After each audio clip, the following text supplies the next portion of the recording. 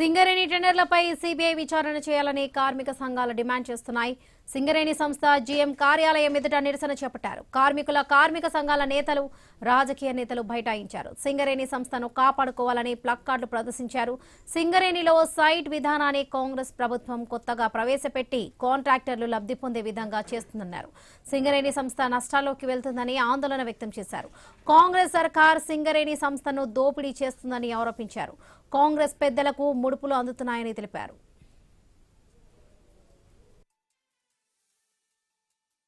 ఓదిక్కు బట్టి విక్రమార్క, ఓదిక్కు వెంకటరెడ్డి, ఈ విధంగా ఎవరికి వారు దోచుకునేటువంటి విధంగా ఒక కుట్రలకు తెరలేనటువంటి సందర్భంలో ఇలా ఈ యొక్క సింగరేణి ఆదాయ వనరులుగా కాకుండా ఉద్యోగ వనరులుగా కేసీఆర్ గారు తెలంగాణకు కొంగు బంగారమైనటువంటి సింగరేణిని కాపాడుకునేటువంటి రీతిలో 10 ఏళ్ల పాటు కార్మికులకు లాభాలను అధికంగా ఇచ్చినటువంటి సందర్భాలను గుర్తు చేసుకుంటూ వారసత్వ ఉద్యోగాలను ఇవ్వడంతో పాటు ప్రతి ఒక్క సంక్షేమ పథకాలను కార్మికులకు అందించాలనేటువంటి గొప్ప లక్ష్యంతో ఉన్నటువంటి ఈ యొక్క సింగరేణి ఈరోజు అవినీతితో ఇలా వాటాలలో ఉన్నటువంటి వాటిని కూడా దోచుకున్నటువంటి ఈ యొక్క కాంగ్రెస్ ప్రభుత్వం చేస్తున్నటువంటి దుర్మార్గపు చర్యలకు ఇలా తెలంగాణ బొగ్గుగని కార్మిక సంఘం ఉద్యమ శంకరాన్ని, పోరాట శంకరాన్ని పూరించింది.